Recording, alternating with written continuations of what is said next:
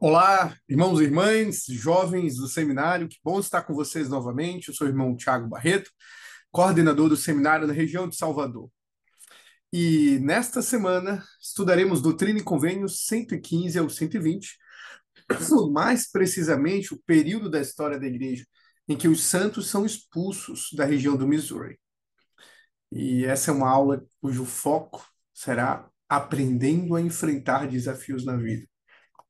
É interessante, eu coloquei duas imagens para iniciar nossa aula, mas antes disso, lembrando, você terá que, ao participar desta aula de recuperação, responder as quatro perguntas que estão no formulário na descrição deste vídeo. Você clica lá, responde as quatro perguntas, tá bom? Você pode copiar as perguntas que vamos ter aqui, as quatro, e responder lá. Lembrando sempre a última pergunta baseada em tudo que você aprendeu, o que você se sente inspirado a fazer, o que ficou de mais valioso, tá bom? Vamos começar. Nessa época da história da igreja, em Missouri, a situação estava bem difícil. Nós já vemos acompanhando a história, né, em Doutrina e Convênios, e eu até citei aqui fases da história da igreja até o momento em que estamos em Doutrina e Convênios 115. Primeiro, lá atrás, né, os membros da igreja, estabelecidos em Nova York, vão para Kirtland, constroem o templo, mas logo depois eles são perseguidos e expulsos de Kirtland. Tinham acabado de construir um templo e eles tiveram que abandoná-lo. Em seguida, eles recebem a promessa de que Sião seria estabelecido no Missouri. E isso é importante porque toda vez que a gente vem de um momento difícil da vida, é muito bom quando a gente sente que Deus está abrindo uma porta, não é verdade? Porém, quando eles chegam lá, no condado de Jackson, no Missouri, eles enfrentam mais uma perseguição e são expulsos novamente. Quando vocês olham para esta imagem, essas duas imagens, que tentam retratar esse momento tão difícil da vida dos membros da igreja naquela época, que tipo de pergunta podemos ser levados a fazer a Deus quando enfrentamos desafios assim? Pense sobre isso. Às vezes, talvez o desânimo, né, o medo de que as coisas não vão dar certo, nos fazem questionar, às vezes, até a nossa fé. Quantas vezes em nossa vida nós estamos nos esforçando para fazer algo certo, algo que entendemos que é a vontade de Deus, mas então os desafios chegam, problemas acontecem, e a gente não consegue lidar com aquilo. Nem sempre a gente consegue lidar bem com todos os desafios. E então a gente tenta solucionar o desafio e o desafio volta de novo. E a sensação, às vezes, é de impotência. Em alguns momentos, podemos ser levados a perguntar o que Joseph perguntou em Doutrina e Convênios: Senhor, onde estás? Onde está a tua mão? Por que essas coisas têm acontecido? Se você tem passado desafios em sua vida que às vezes não entende porque eles chegaram ou porque alguns ainda permanecem em sua vida, eu te convido a tornar esta aula do seminário uma experiência espiritual de respostas entre você e seu Pai Celestial. Eu te prometo que ao fazer isto, ao se concentrar nesta aula, o Espírito do Senhor pode se comunicar com você sobre os seus desafios.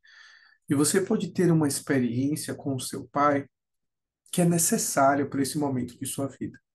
Eu sei que Deus vive. Eu sei que Ele responde, Ele ouve e responde as nossas orações. Porém, às vezes a gente precisa aprender a entender as respostas e ter paciência com o processo de entender elas. Eu sei que Jesus Cristo é o Filho de Deus e que Ele acompanhou cada situação dessa.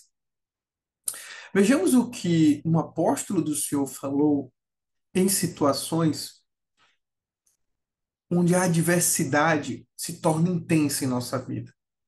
O elder Joseph B. Rithling, que serviu no coro dos 12 apóstolos, ele compartilhou o seguinte: a maneira como reagimos à adversidade pode ser um fator preponderante para o sucesso e a felicidade em nossa vida. Pense sobre isso. Como você tem reagido às adversidades de sua vida? Além dos sentimentos, como tem sido o seu comportamento? Você gostaria de ter um comportamento melhor? Você gostaria de ter uma fé maior para enfrentar suas adversidades? Talvez um primeiro ponto que pode me ajudar e te ajudar a passarmos com, talvez não só com leveza, porque nem sempre as adversidades serão leves, mas com maturidade, permitindo que as adversidades nos ajudem a nos tornar quem ainda não somos. Talvez um conselho importante que podemos ter em mente sobre entender que precisamos aprender a lidar com frustrações e adversidades é entender as adversidades. Vejamos o que o Elder Holland compartilhou a respeito do sofrimento. Como lidar com o sofrimento? Preste atenção neste vídeo e anote as impressões e os sentimentos que você tiver durante este vídeo do Elder Holland. I don't know how it is for everybody, but I know in my own life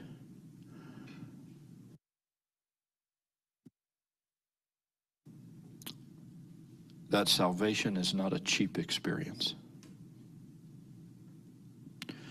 That no one is going to have rich, abundant experience for minimal effort. I give that speech to missionaries all the time. That's my standard speech to missionaries.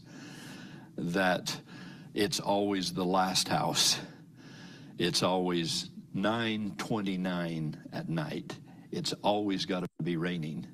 You know, it's the idea that God's opportunity is man's extremity.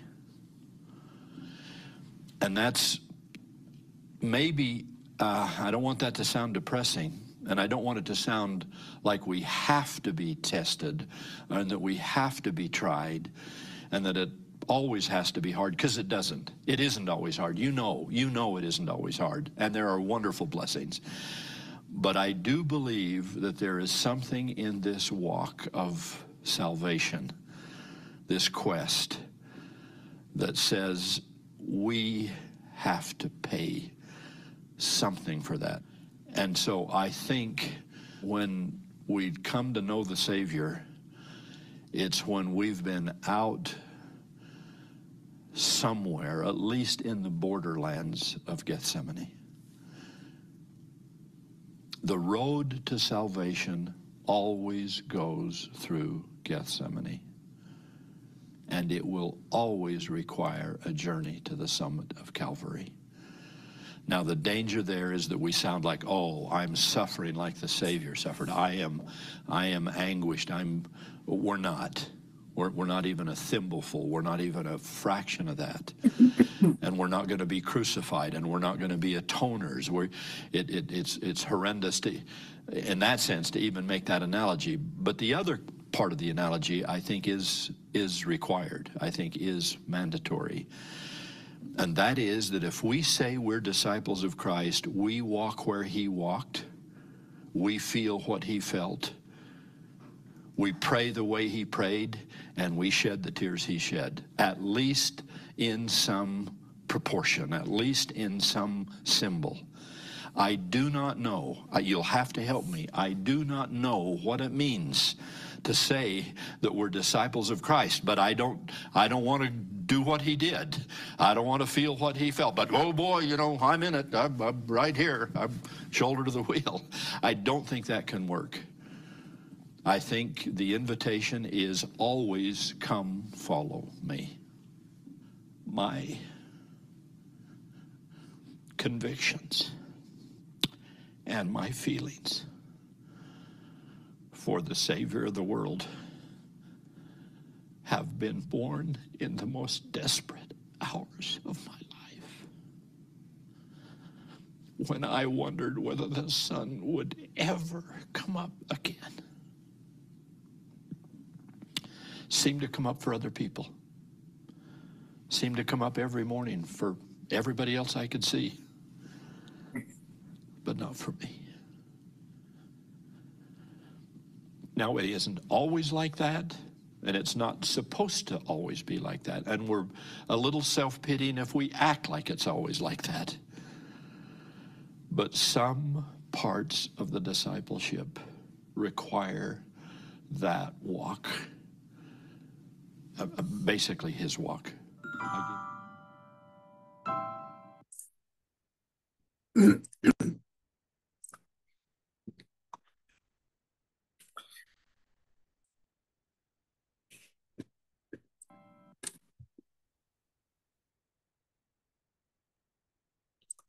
Chamou a atenção nas palavras do Elder Holland.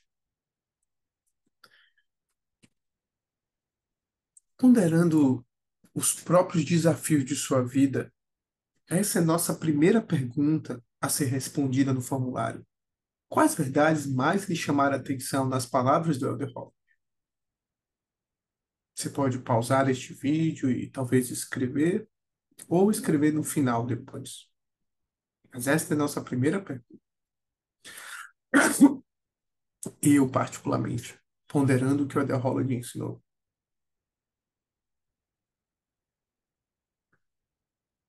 parece que o sofrimento e os desafios de nossa vida não só são importantes, mas parecem serem indispensáveis para arrancar de nós partes que impedem nossa natureza divina. Por favor, não estou aqui romantizando a dor, as tragédias, dizendo que é bom sofrer. Não é sobre isso. Mas como Joseph B. Ritling falou na citação dele, a nossa felicidade na vida está intimamente ligada à nossa capacidade de lidar com a adversidade. Eu não sei você, mas talvez você em algum momento sentiu a vida sem muita coisa diferente, até ter uma experiência difícil. Imagine aí uma dor de dente intensa, ou uma doença séria, uma virose que te deixou na cama 3 dias. Como foi voltar da virose no quinto ou sexto dia, sem febre, sem dor? Você não se sentia bem? Mas aquela sensação boa, aquele ânimo de estar sem febre e sem dor, era uma felicidade que não existia antes de você estar com a virose, com o mesmo quadro de saúde. Percebe que muitas vezes em sua vida e em minha vida, alguns sofrimentos e alguns desafios e adversidades, eles serão necessários para abrir nossos olhos para o que mais importa?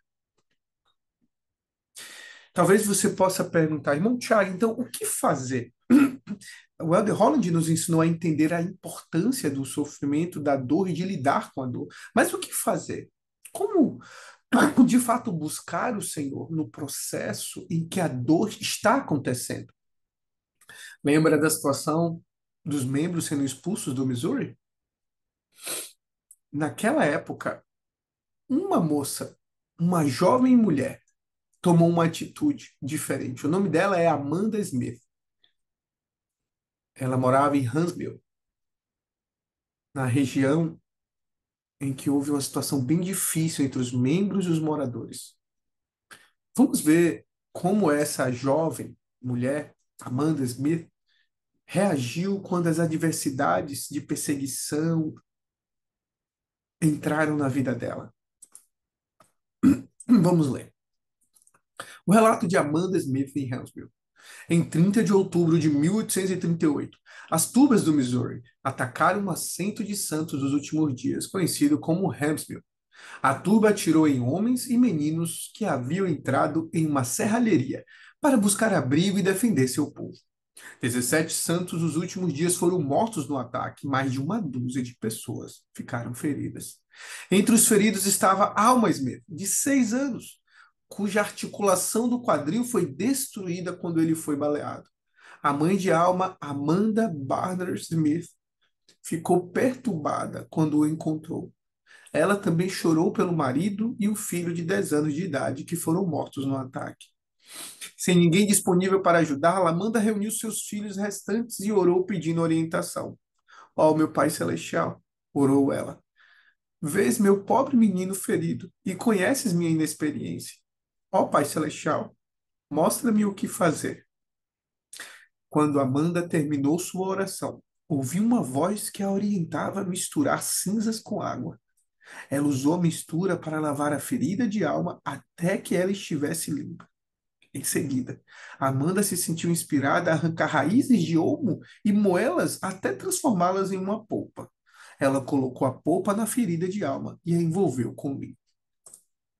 Ela instruiu o filho: agora fique deitado desta maneira e não se mova, e o Senhor vai lhe providenciar um novo quadril. O ferimento de Alma impediu que Amanda e sua família saíssem do campo após o ataque. Com o passar das semanas, a turba estabeleceu um prazo para que ela e outros santos restantes fossem embora. O medo de Amanda aumentava à medida que o prazo final chegava. Ela se escondeu em um feixe de talos de milho para orar em voz alta sem que a ouvissem. Ela então ouviu uma voz que repetiu estas palavras: a alma que em Cristo confiante repousar, a seus inimigos não há de se entregar. Embora o inferno a queira destruir, Deus nunca, nunca há de permitir. Esses versos do hino Que Firme Alicerce ajudaram Amanda a sentir uma nova sensação de força e coragem. Pouco tempo depois, Amanda estava no quintal, quando ouviu seus filhos gritando de dentro de casa. Ela foi apressadamente até a casa e viu Alma correndo pela sala. Estou bem, mamãe, estou bem, ele gritou. Amanda e os filhos saíram de Huntsville pouco tempo depois.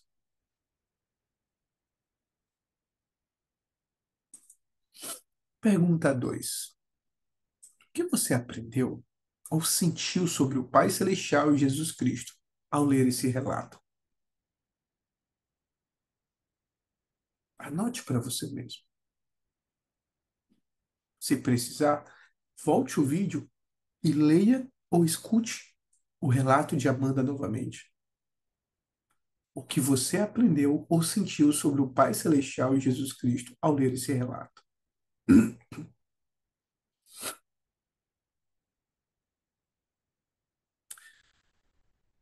Às vezes podemos pensar, mas não, o pai e o filho não poderiam impedir aquela invasão?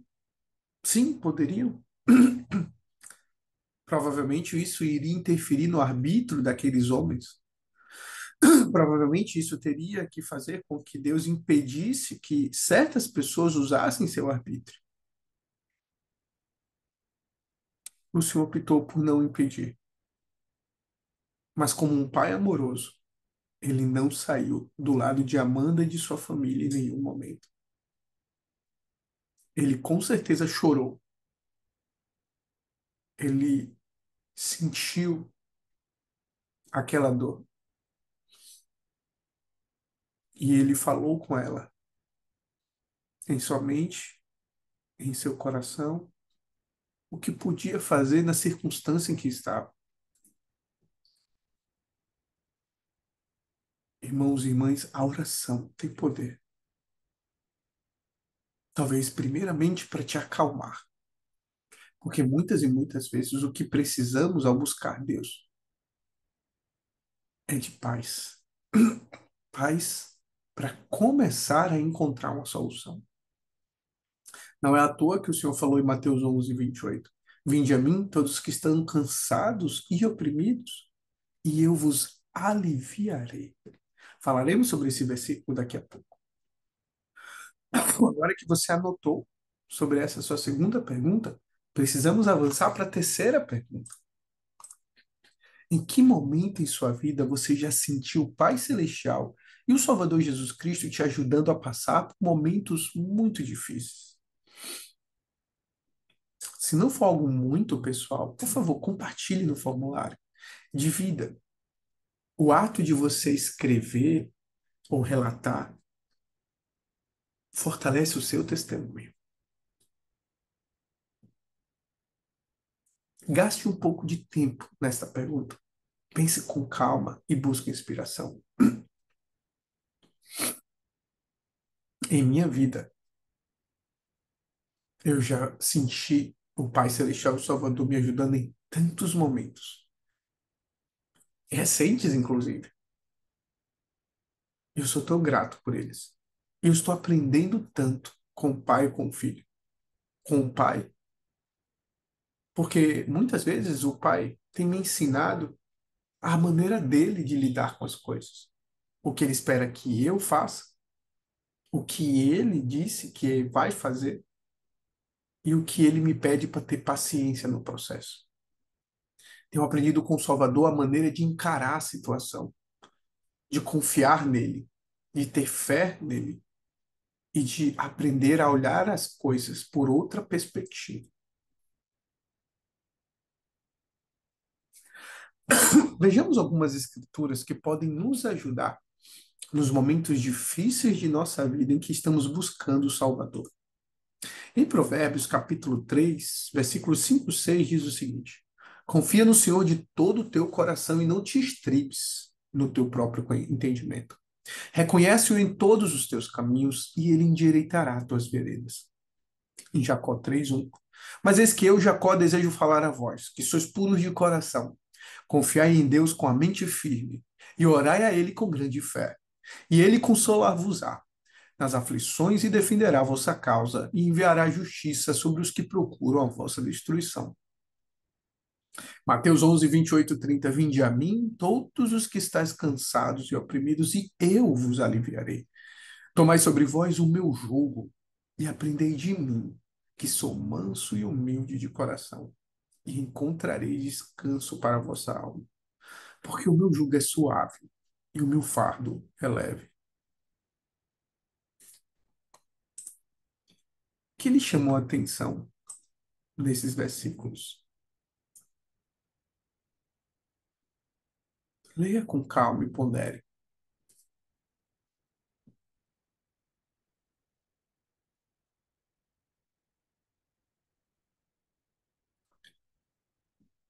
Em Provérbios, pelo menos para mim, eu sinto o Salvador me dizendo: confie em mim de coração e não no seu entendimento, na sua maneira de pensar, na sua maneira de sentir, no seu medo, na sua ansiedade. Confie em mim. O que é confiar no Senhor e não confiar em nosso entendimento, em nossa ansiedade? Para mim, significa o que o de Holland ensinou, de buscar o Senhor incessantemente, orando, estudando as Escrituras, jejuando e servindo. Talvez o problema, os desafios não se resolvam imediatamente, é provável que não mesmo, mas a sua fé em Cristo fará com que seus olhos enxerguem as coisas de uma maneira que você não enxergaria sozinho. A sua maneira de lidar com os desafios assumirá um comportamento que você não teria se você tentasse fazer sozinho. Talvez você precise de ajuda profissional para lidar com suas emoções, seus sentimentos e seus medos. E eu te incentivo a buscar ajuda profissional qualificada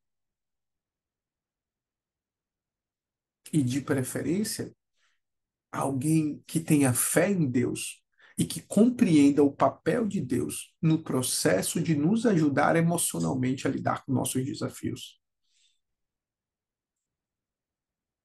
No Jacó 3:1, eu sinto Jacó falando para um grupo grande de pessoas como você e muitos outros, que tem um coração puro, que talvez não é uma pessoa perfeita, tem falhas, mas que no coração existe pureza, vontade, desejo de fazer a coisa certa do jeito certo.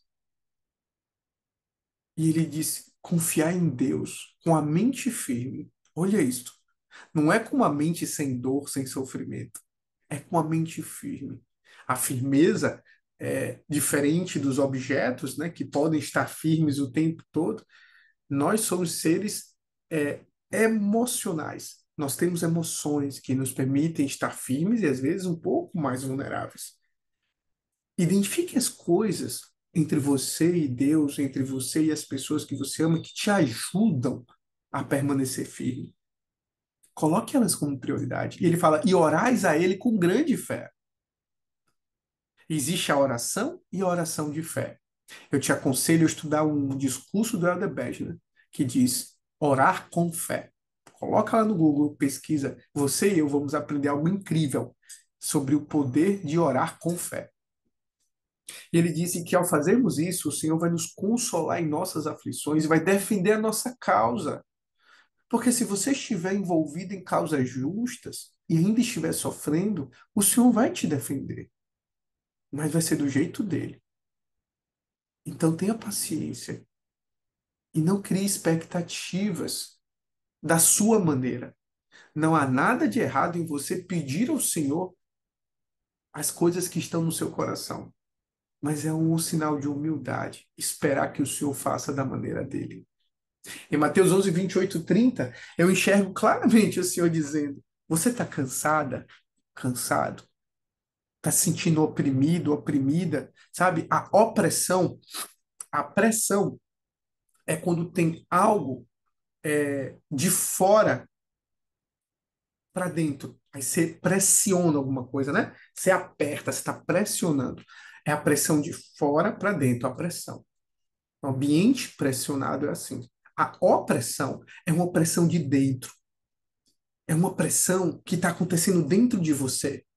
Então você fica oprimido. Ninguém está vendo, às vezes, essa pressão dentro de você. Essa pressão gera ansiedade, às vezes quadros clínicos de depressão. E o Senhor disse: quando você se sentir assim, venha até mim. Irmão Tiago, como eu posso ir até ele? Se ajoelhe, feche a porta do seu quarto e comece uma daquelas orações mais sinceras. Permita que sua mente e seu coração se conectem e você abra a boca para falar com seu pai. Se as lágrimas vierem, tudo bem, não precisa segurá-las. Ele disse que ao fazermos isto, a primeira promessa não é a resolução do problema.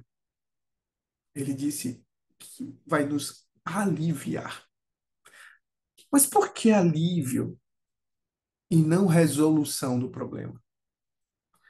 Talvez porque o pai e o filho querem algo maior do que apenas evitar com que nós soframos. Talvez Deus e o pai queiram, o pai e o filho desejem algo mais do que apenas nos tirar de problemas. Mas talvez eles desejam, sinceramente, como ele fala nas Escrituras, que ele vai nos ajudar a aprender com a adversidade, a enxergar coisas que não enxergaríamos na adversidade. Por isso que a primeira coisa que ele nos ensina é que eu vou te aliviar, porque uma mente perturbada dificilmente entende a voz e os sussurros do Pai. Quando você alivia sua mente, então você está pronto para entender os sussurros do Espírito. E ele fala: após eu te aliviar, você precisa tomar sobre vós o meu jugo e aprender de mim, ó, o jugo, a maneira do Senhor de andar daqui para frente. Qual é a maneira do Senhor de andar durante uma adversidade? Ele diz: você vai ter que começar a andar do meu jeito para que eu te ensine, porque se você anda ao lado de alguém, você pode ouvi-la. Olha que interessante. Como é andar com Cristo? É exatamente o que ele fazia no Novo Testamento, no livro de Mormon, é fazer o que ele fazia, andar com ele. Lembra aquele hino Quero andar com Cristo? É andar fazendo o que ele fazia, então vamos começar a andar com o jugo dele. E ele dizia: aprendei de mim, porque agora que você está andando comigo, você vai aprender de mim, que sou manso e humilde de coração. Amigos e amigas jovens, esse é um dos pontos mais poderosos, na minha opinião, dessa escritura. aprender com o Senhor a ser manso e humilde. Se você tem talvez algumas dúvidas sobre como ser mais manso e humilde da maneira de Deus, eu te convido a estudar um discurso do Elder Berger também, chamado Manso e Humilde de Coração. E o Senhor diz que ao começarmos a aprender a ser manso e humilde, vamos encontrar descanso. Não é só alívio. O alívio é algo temporário. Mas o Senhor disse, você vai encontrar descanso para a sua alma. A sua alma vai descansar da dor. Porque o jugo do Senhor é suave e o fardo com ele fica leve. Testifico que isto é real. A última pergunta de nossa aula de hoje. O que você aprendeu ou sentiu hoje que pode fortalecê-lo na próxima vez que enfrentar uma situação difícil? Ou de tudo que você aprendeu hoje, que ficou de mais valioso, pode te ajudar a lidar com uma situação difícil em sua vida hoje?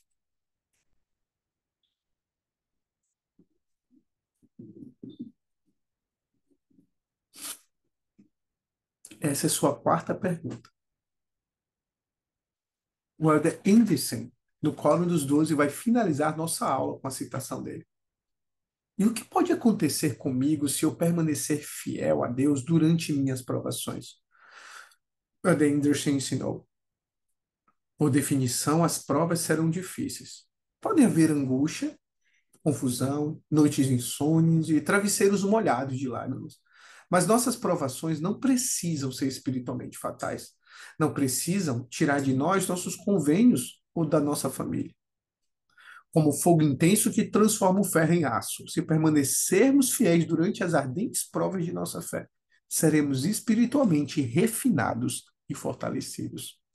Prometo e testifico que você se tornará uma mulher, uma jovem, um homem, um rapaz muito melhor, se você permitir andar com Cristo durante suas adversidades.